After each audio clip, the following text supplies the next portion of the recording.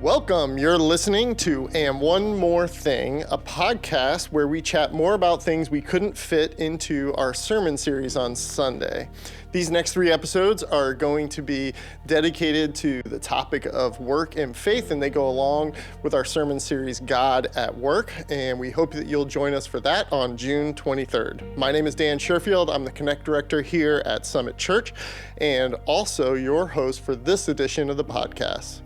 I'm especially excited about this topic, one, because I love the topic of work and faith. I came to Christ through the workplace, so it's very close to my heart, but also because I get to hang out with some friends of Summit, some folks who are congregants here, who each have their own unique experiences. You're doing great work in our city, in our community, and so I'm really excited about having you all here. Over these next 3 episodes, we're going to be talking about work-life balance, the difference between work and toil, and also morality in the workplace. So joining me for this episode, we have Paul and Dana Hamlin, Karl Allen, and Gretchen Joubert, and I want to let them introduce themselves. Maybe you could each kind of go around, tell us your name again, tell us how you're connected to Summit, and of course, what you do for work. All right, I'll start because you're looking at me. All right. My name's Paul Hamlin, and my wife Dana and I own Fluid Prints, and we do large format printing. We've been connected with Summit since 2006-ish. Very good. When we brought our baby daughter in, and we're just wildly impressed by the childcare and the quality of everything around here and the music, and it was love at first sight, and we've been here ever since. That's awesome. Thanks. Welcome. All right, my name is Dana Hamlin. I am Paul's wife. We started Fluid Prints in 2001 and have worked there ever since, still going strong, and have been at Summit since 2006. Long time. Yeah, that's great. Hello, my name's Karl Allen. I'm a career service manager with Jobs Partnership. Jobs Partnership is a nonprofit that is has a great relationship with Summit. And so we've done some wonderful things in those who we serve through Jobs Partnership, and I'm just excited to be here tonight. That's awesome. Thanks. Awesome, and I'm Gretchen Joubert. I'm best known for my role as mom, but I'm also a freelance web and graphic designer, and pick up like volunteer roles and projects in different charities that are around me. Well, that's awesome. Well, thanks so much for being here. Now that we get to know you a little bit and who we have with us, we're going to jump into our topic of work-life balance tonight. And so let's just start, what is, when we're talking about work and life, we're talking about kind of this sphere, this, cloud of what makes up our lives, right? So maybe just take a few minutes, tell the listeners, what is it that makes up your life? Give us do you have kids? We talked about what we do professionally, but I know that's not everything, right? We all have a lot going on in our lives. So whoever wants to kind of kick us off and just throw out there a little bit more that's going on with you. Yeah, well, I can go. So I have 4 kids. They're all in their late teens, early adulthood ages. My sphere, the day-to-day, it's kind of crazy. I homeschool, so we're teaching kids at home. We've got kids working. My husband works from home. So just trying to balance the everyday stuff. Yeah, that's kind of my sphere. That's doing all the home things. So. Yeah, that's awesome. Yeah, and I'm sure you got personal interest in your faith and everything else going on, right? Oh, yeah, it's absolutely. Just there's a lot going on. Yes. That's awesome. Thanks. Well, for me, I have 2 kids. I have a 9-year-old and a 4-year-old. And my wife, she works from home. And so, I'm the morning person, so it's on me to get the kids kind of going in the morning or whatnot. And then she swoops in, and takes the youngest to daycare, and I take the oldest to camp right now. So we kind of work good together and balancing each other out. I say right now, hasn't always been that way, but we've grown into it over time and learning how to be, parents, and work at the same time. Yep. Paul and I have 2 kids. Youngest one just graduated high school, and we now have 2 kids starting college. We do have an office that's not far from home, and we pretty much bounce back and forth as needed. So we are you're the owner, it's 24/7, whether you like it or not sometimes. So we bounce back as we need, who needs to be where. Yeah.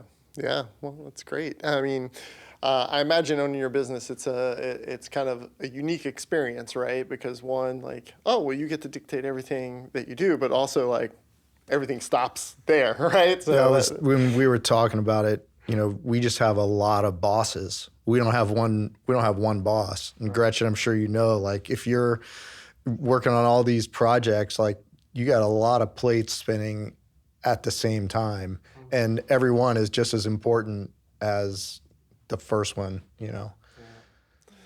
That's a unique perspective to share, right? Because I think most people think like, yes, if I own my own place, I'm the boss and I get to choose what I do and all the rest of it. And really what it means is you're relinquishing all the power to those who are your customers, right? And so everything has to go, and then your employees and your staff and everything else. So that's going to be great to listen to as we unpack this a little bit more. So how have different seasons of your life affected your work-life balance? And how did you go about navigating that? I'll say for me, the season that I'm in right now, it all started last year, and I really believe that there are times where God is preparing us for something we don't even know we need to be prepared for. And so what I mean by that is this March, I found out I had colon cancer. And so it was March the 13th, April 11th, I had surgery. So once I found out, priorities shifted. It was leaning into a relationship with God more, being a husband, being a father. Work, although it was important, it wasn't as important anymore, and so in being in this season, I've learned a lot. From last year to leaving the job I was with for 8 years because everything was in chaos. That was getting prepared for this March. So it's just funny how God had it go from March to March. March, I left the position I was with, the company I was with.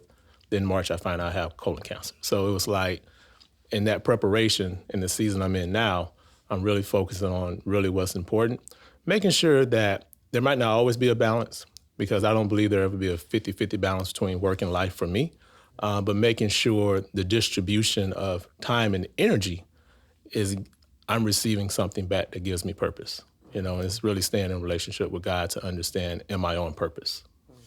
What do you all think? What is this, tell us about different seasons of your life and kind of how that's thrown in. I think about, the first thing I think about is the kids. That's what kind of marks the different seasons. Like when they're infants, you have to do all this, and then it seems to get easier. And then it gets harder right before it gets easier again. And then it gets harder right before it gets easier again. As soon as you have something, you think you have something figured out, like Karl said, like God's got something that you didn't know was coming, or, you couldn't predict in a million years. And you've got to hand it to him again and again and again. It just seems like those seasons, I can remember them, and there's many times where I wish I didn't work so much, that I spent more time, or I wasn't so worried, like I've passed up opportunities to go to Hawaii was one thing we talked about, because I was really too afraid. And, if you asked me tomorrow to go to Hawaii, it'd be a different answer. Like, sorry, I can't make the These podcast, people man. will figure it out. Yeah, I get that. Yeah, and I think for me, I've seen a lot of different seasons, especially doing freelance work. I feel fortunate enough that I've been in a position to stay at home with the kids, so my income just kind of gets to be the extra. But in that, I've been thankful that I can trust God to just bring to me what my plate can handle at the time. And so it's usually one project starts and another one kind of ends, and so I've kind of got this ebb and flow, and sometimes it seems like it's consistent and sometimes it's spread apart. But yeah, it can be challenging because with my primary role as a mom, you know, like I have to try to make sure I balance my family first. Like that's what I signed up for, is taking care of my family. And sometimes I've seen, like, through different organizations I've volunteered with, or things I've signed myself up with, that it's definitely hard to find that balance, like, of not overdoing it or getting too distracted in that secular work, and then forgetting about my homework, so. The biggest one that comes to mind from what Paul said and having different changes is that I was playing mom for such a big time during while the company was growing, and it was hard to jump in and put a work hat on when you still had kids, and they were usually crawling around my feet while in the office. We had a lot of nursery time. It was in our office just because we're so small and we were still growing. So they spent a lot of time at the office, which sometimes I feel kind of bad about, but it worked out. I think they appreciate now that they got to see that side of the work world, but it still kind of tugs at mom's heart. It's like, I'm sorry I had you in an office when you were 4 and 5. Yeah. But you were figuring out how to make it work, right? I think that's where, if we were to go down the street to the bookstore and things like that, and you go in the self-help section, we'll find life-work balance, right? Like millions of people have wrote on this topic trying to figure out, like, as if it's this kind of scale where, like, do I have both things equal, right? Do I have them actually in balance? And something someone shared with me once that I think speaks to what you're talking about is they said, I think that's just all wrong. Like, I feel like this is, like, if you think like a stained glass window that's like a mosaic, and sometimes, one piece is a little bigger than the other piece, but in different seasons of our life, the different pieces, and they're like, it's more beautiful the more different types of pieces that the light gets to shine through, and it has more to do with, like, how we bring our faith to everything that we do in our life. But sometimes that means there's going to be seasons where we have our kids on the floor in the office, right? That's just a reality of life. So thanks for sharing that with us. What would you say to your younger selves, right? Like, you've kind of, you lived a little bit of your life. You've kind of gone through some seasons, right? Everybody's at a different age. It's around the table. But, like, what would you say to your younger self who, and I think that's when we're younger, we try to figure out, I'm going to have, perfect, healthy balance. I'm not going to get too involved in this or too involved. What would you tell your younger self? What would be some advice? Go to Hawaii. Go to Hawaii. Yes. Yes. I think we need to get you a trip to Hawaii, my friend. Yeah. Tell us more about that. Can you tell us a little bit about that story? Like, what was it that happened? Well, Dana was traveling a lot in her previous job. And so when we grew enough to where she came on full time to help me, she had a lot of airline points. And it was just a time, it was before we had kids. We were growing, and I might have been the only person there. We might have had one other person helping. And it was a season where she's figuring out, we can go for free, on these points, blah, blah, blah. And I'm like stressing out because I'm looking at a calendar and, honestly not giving that up to God at that point in time, to take care of it and go and enjoy that opportunity. Yeah. Well, thanks for sharing that too, because I also think, like, we happen to be a bunch of parents around a table, but I can remember I didn't get married till I was a little later in life and pre-kids and all the rest of it. And we have a lot of listeners who are single and things like that. And I remember life feeling just like that, right? Like, we all fill our time and space with something, and it comes down to priorities and whether or not I prioritize that relationship, that trip to Hawaii, whatever that is, and now we look back and go, oh man, right? Like, I probably could have made that work. I could have trusted that God would have handled the business, right, while we went and did this thing and got to enjoy each other, right? And there's been also times since then where I've, just a little bit to God, just a little more, maybe tentatively and slowly, like, growing in that to where it's not as big a deal anymore to me. Like, even if in my head there's, anxiety and stress about whatever I think is going to happen, I give it over a lot easier, but it's been a 20-year process. What'd you tell your younger self? I think I would just tell my younger self, pray more. Seriously, like really pray about not even just the major changes. Sometimes I've been told, hey, you just got to pray about the major stuff. No, pray about everything. Because even when I don't know what to pray about, I just say, hey, self, just pray for his presence. And so that's what I would tell my younger self. When you pray, when you don't know what you're going to say or know what to pray about, pray for the presence of the Lord. And then you'll find guidance in that. You'll find it. Yeah, that's awesome. I think for me, it would be the work you're doing is invaluable. Like maybe valuable. I may be saying the wrong thing. That it's valuable. Like what you're doing is important. That's what I want to get at. What you're doing is important. That sometimes as a mom raising the kids, like you can question like the choices you're making. Should I be contributing differently, like through a work? Should I pursue more work?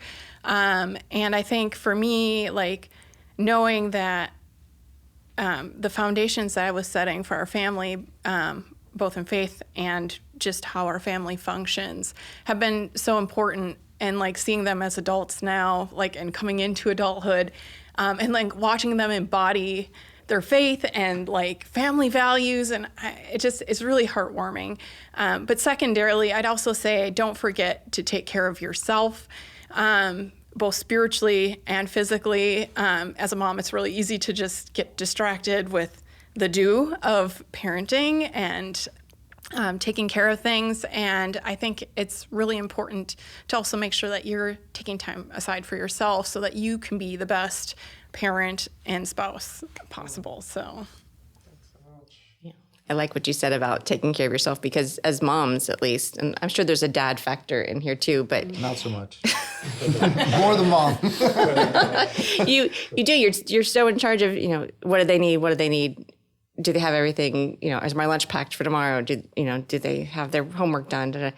And at the end of the day, you're like, I just needed 5 minutes to sit and not do anything. Mm-hmm. Just calm 5 minutes to refocus and not worry about something. yeah. Well, thank you for doing one of the hardest underpaid jobs there is out there. There's such a mental load that is carried, and that's one thing I definitely try to do in my own home is how can I help take some of that mental load, because you do carry on. There's just something with our moms that just like they own it all as a default, and so we got to be like, hey, let me take some of this in that mental load. So that's great.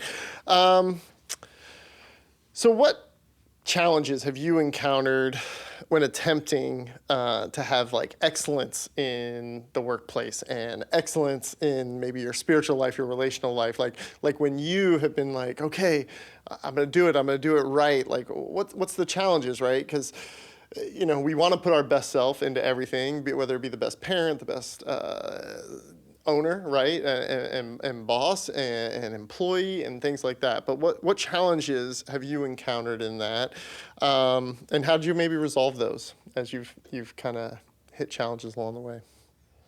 Yeah. So for me, it's time, and it's like going to an extreme with time. So if I'm getting heavily involved in something, I find that it's really easy for me to start giving it a lot of time and attention, but almost to the point where I can get distracted. So if I'm not careful and I'm not including God in all the steps, like I'm definitely very vulnerable to swing to the extreme of something.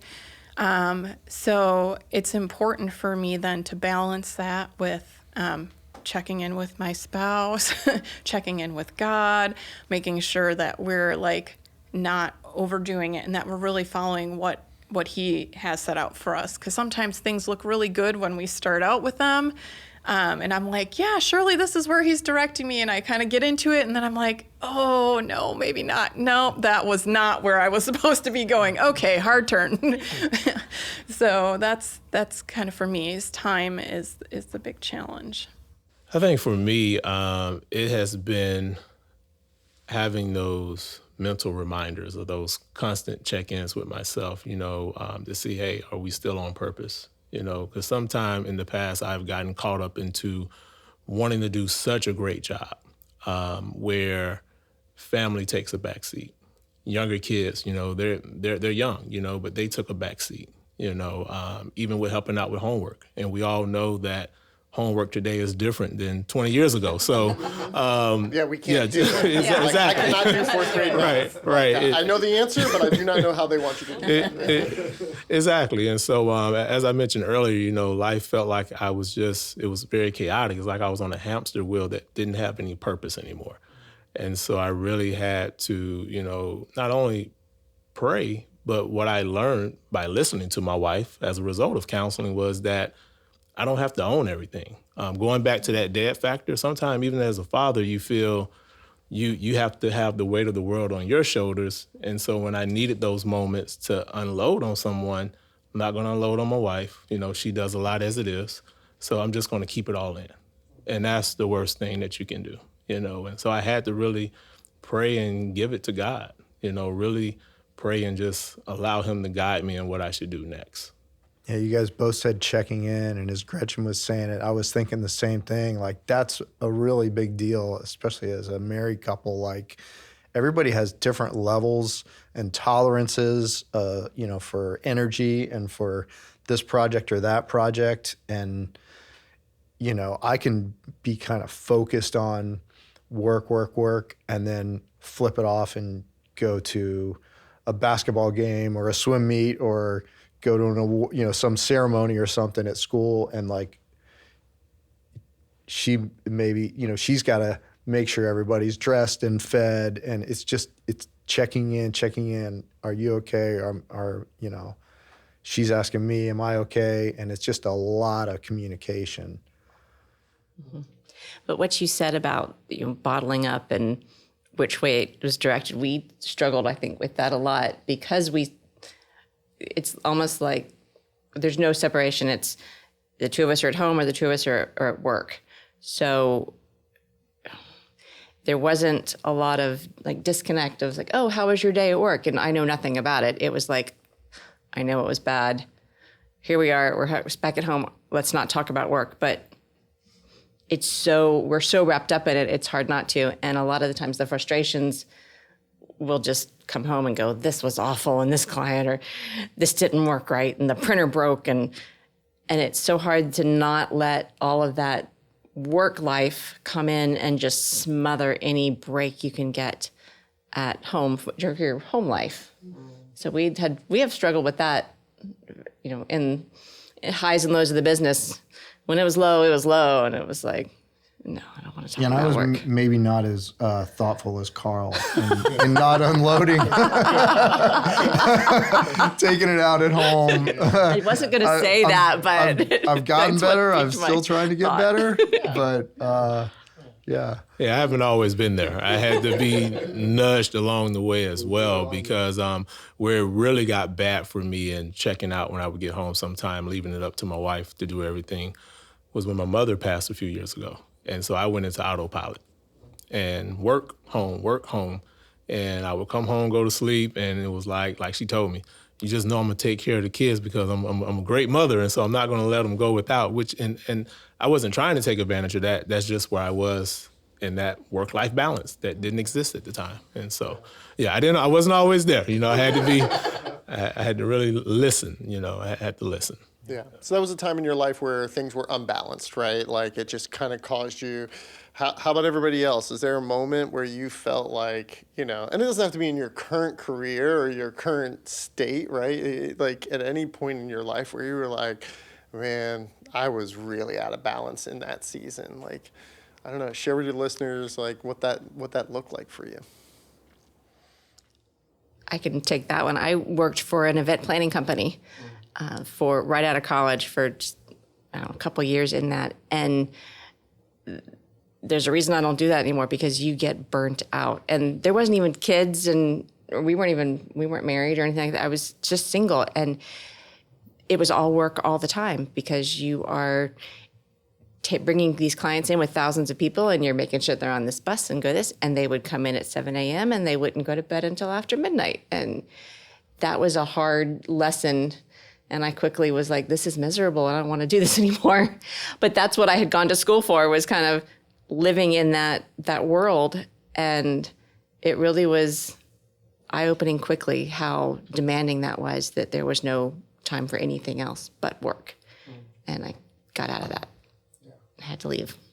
Has anybody found, like, where you've been maybe in a season where your identity has been in something too much? Is that kind of, I think that's one of the things that kind of contributes to that imbalance in our lives, right? Where we have too much identity caught up in our work or our product that we do, or even it could be on the other side, right? Where our identity is coming through some other thing that's going on in our life.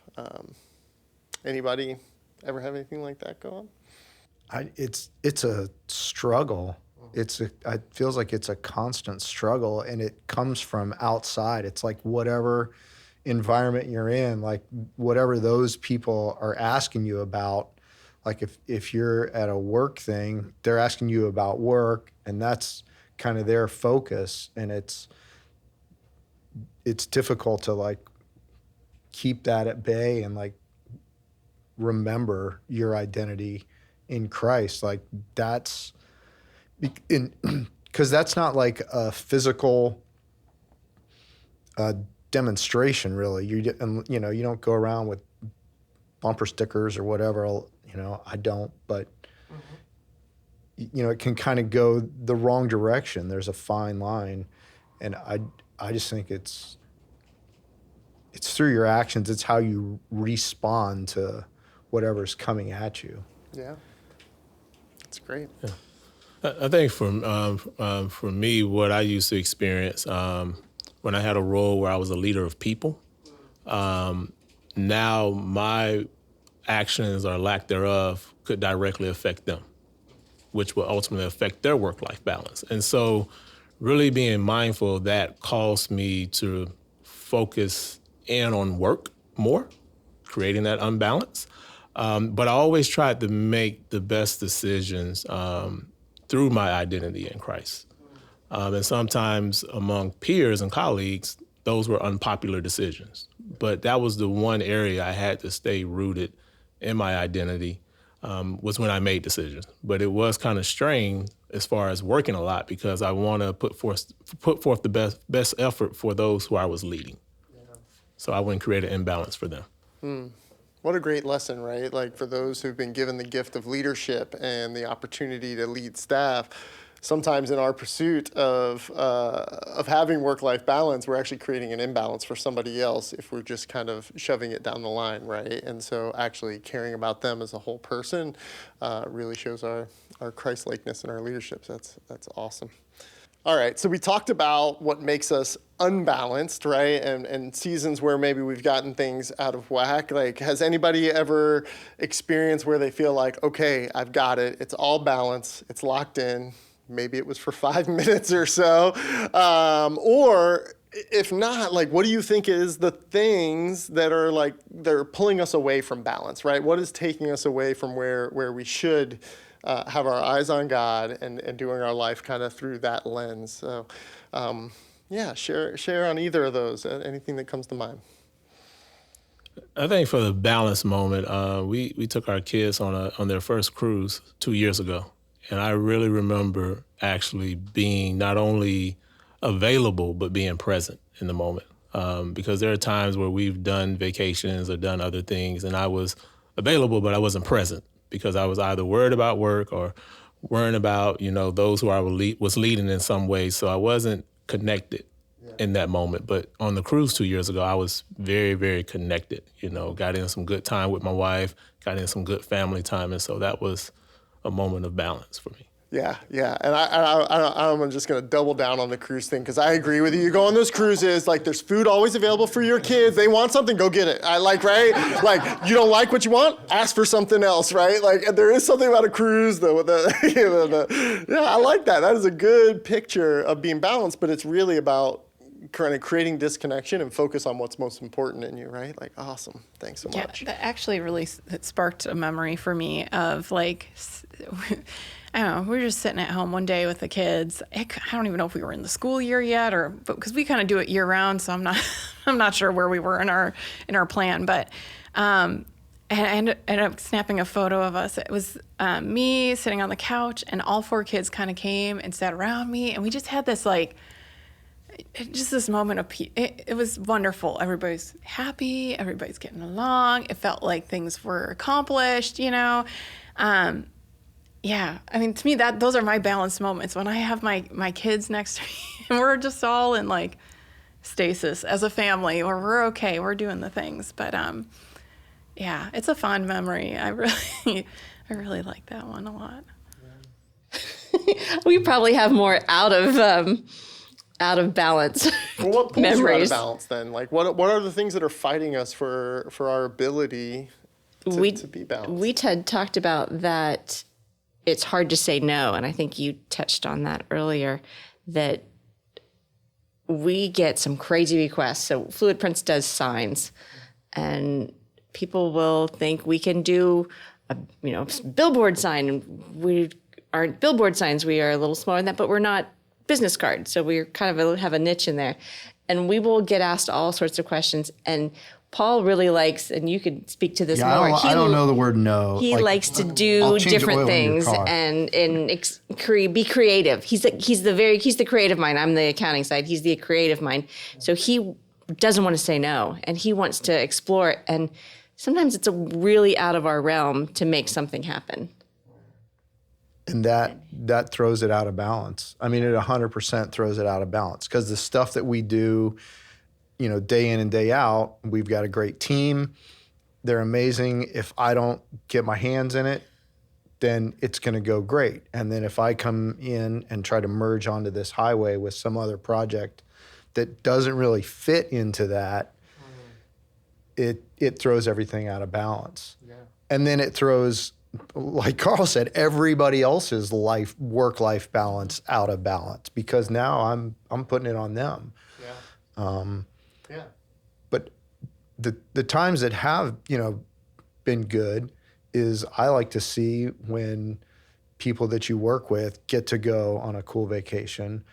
That's rewarding when you see them get to enjoy whatever we've worked together for as a team, and then we get to take the other half of that spring break off, and we like you said, Gretchen, when the kids come to you and they say stuff, and I can't even put a pin in it right now, but it's like, oh, they've been paying attention, or we've actually built kind of like some traditions or a culture around our family that's good. And when they say those things, it's like, we didn't screw it up too badly. I guess it feels like, oh, there was some kind of balance. We might have gotten off the tightrope, a couple times and climbed back up, but those times are, I feel like makes all the hard work worth it. Yeah. Definitely. I love that. There were so many nuggets in there, right? I mean, I think everybody spoke to relationships. Like when we were pouring into our relationships, we felt the most balanced, right? When we were kind of in some stasis, and also a healthy no. That's a great lesson for people to know. Like, it's not that it's business, right? It might have been good business, might have been good money, but sometimes there's a healthy no, even to something good, that helps keep things kind of balanced for us, right? Versus our pursuit to always conquer and do. So wrapping up a conversation here, right? We're talking about work-life balance, but what would you say to somebody, right? So there are people, there are listeners, right? And I imagine if you tune in to listen to a podcast on work-life balance, my guess is it's not because you figured out how to get it done right? It's because they're struggling, and I think we'd all agree, yeah, we all are, right? Or we at least have seasons of struggle. So what encouragement can we give to our listeners who are like, I need something. What can we give them to just encourage them along the way towards what work-life balance is, or what your viewpoint is on the topic overall? I think one thing would be to schedule in that personal time. One thing that we talked about that we've done for the last couple of years is we have 2 scheduled, I'll call them date nights. And this might be different because we work together as well, but on those date nights, one of them, there's no work talking allowed. It's just us, kids, or anything other besides work. Yeah. And then the other one's more of a planning night. So we get to sit down, and it's not necessarily a work plan. It's somebody's got this swim meet. This has got somebody's, recital, or you plan all that for your personal stuff so that we can fit those in and plan around our personal stuff ahead of time. Yeah, and I think I would say there's no perfect recipe to work-life balance. Like, it's going to look different for everybody, but I would just encourage everybody to figure out what your priorities are. What's important to you? Is it important that you have one-on-one time? Is it important, are you missing or needing more time in the Word with the Lord? Where are those areas that might be lacking that you want more time? And then to really sit down and look at how you can make that happen in your schedule, because surprisingly, there's a lot more downtime in our lives than we give ourselves credit for. We just fill it with a lot of empty things. So that would be my biggest encouragement for everybody listening. Yeah. I would say definitely set healthy boundaries because we're not meant to be everything to everyone. And in setting those healthy boundaries, sometimes you have to say, no, not at this time. That's something that I learned from my wife, definitely setting boundaries. But also when it comes to work, what I would say to someone is that if you don't feel like you're on purpose or you're living out the true meaning of what God has called you to do, pray about it and see where you need to go next. Because it should be a feeling when you wake up in the morning, you get to go do this versus I have to. Because when you're in that I have to moment, then that's when things really could be unbalanced. Yeah, and the person that comes to mind for me is, the person who does feel like they've got to work just to make ends meet. They've got to work all these hours. And, I kind of came from that world before we started our own thing. And that's what motivated me to do my own things, because that is a miserable experience. And I would just say, stay connected with God and follow Jesus and tithe if money is an issue. But, and also seasons comes to mind, it feels in the moment like it's gonna be that way forever. But you do grow. I mean, I'm proof that, you can make small increments in 20 years. Yeah. No, that's great. I'm going to add to the advice from my perspective. I feel like give yourself grace, right? I think that's what you're saying is I think there is seasons to our life. And so if you're in a season where you feel like it's all out of whack and imbalance, it is a season, right? This doesn't have to be your always existence, but it also doesn't mean it's not intentional. It might be a time of preparation as you brought forward in your walk. And that reminds me of Ecclesiastes 3, and I'll leave us with this, a time for everything. There's a time for everything and a season for every activity under heaven. A time to be born, a time to die, a time to plant, and a time to uproot. A time to kill and a time to heal, a time to tear down and a time to build.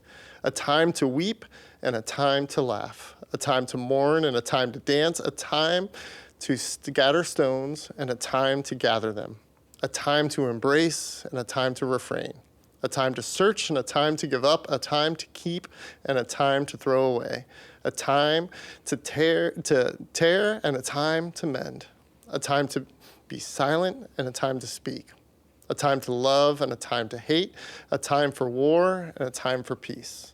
And I just love that because I think it speaks to the realities of what work-life balance, right? This idea of instead of trying to hold two things in your hand, just know that we're managing time, right? I think that's what was in the underlying of everybody's answer was we're trying to manage time.